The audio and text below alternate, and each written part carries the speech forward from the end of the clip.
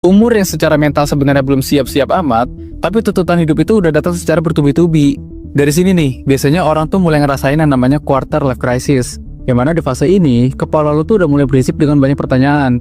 Kayak, gue bener gak sih jalanin hidup kayak gini? Atau sebenarnya gue nih hidup mau kemana gitu? Dan semakin lu mikirin hal ini, ujung-ujungnya lu malah semakin cemas dan ngerasa ketinggalan gitu. Padahal sebenarnya ya, hidup lu tuh baru mulai gitu. Dan menarik ya, kondisi kayak gini tuh bukan terjadi sama lo doang, tapi emang banyak kejadian ke orang-orang lain juga. Bahkan gue pun nemu artikel yang bahas ini, yaitu yang berjudul Factors Contribution to Quarter Life Crisis on Early Adulthood. Yang intinya, pas hidup lagi transisi dan tuntutan itu datang barengan, otak kita jadi penuh tekanan yang ngebuat arah hidup kita tuh mulai kabur, dan juga kita tuh jadi gampang ngerasa salah langkah.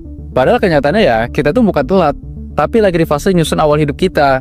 Makanya kalau gue tarik garis besar ya, ada beberapa alasan kenapa banyak orang tuh nyampe ke titik ini. Alasan pertama nih, baik dari kita tumbuh tanpa contoh sosok dewasa yang bikin kita tuh hidup lebih mudah.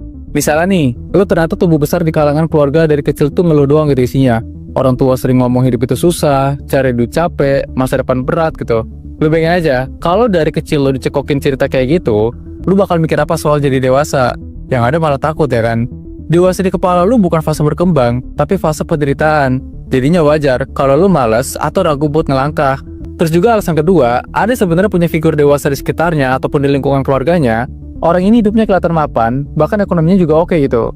Nah tapi sayangnya, orang itu cuma jadi contoh visual doang, gak pernah ngajarin. Alhasil lu cuma bisa lihat hasil akhirnya, tapi gak pernah dikasih tahu prosesnya. Gak pernah tuh diajarin cara ngatur hidup, ngatur emosi, atau ngambil keputusan. Jadi pas giliran lu jalan sendiri, ya bakal keteteran. Nah alasan ketiga, ini paling sering kejadian, yaitu gagal di fase transisi.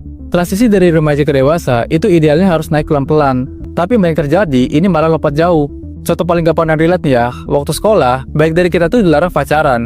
Alasannya demi kebaikan, supaya lu fokus belajar. Sekilas sih memang wajar ya, karena ini gak bikin ngejerumusin lu buat buang energi, kalau misalnya nanti putus dan galau selama berhari-hari ya kan.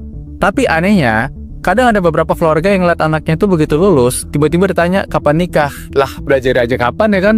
Jadinya bertahun-tahun lu gak pernah dikasih ruang buat belajar kenal sama diri lu sendiri, belajar bangun relasi yang sehat, dan belajar buat milih pasangan. Tahu-tahu setelah dianggap dewasa, lu dituntut buat siap nikah, bahkan harus mapan.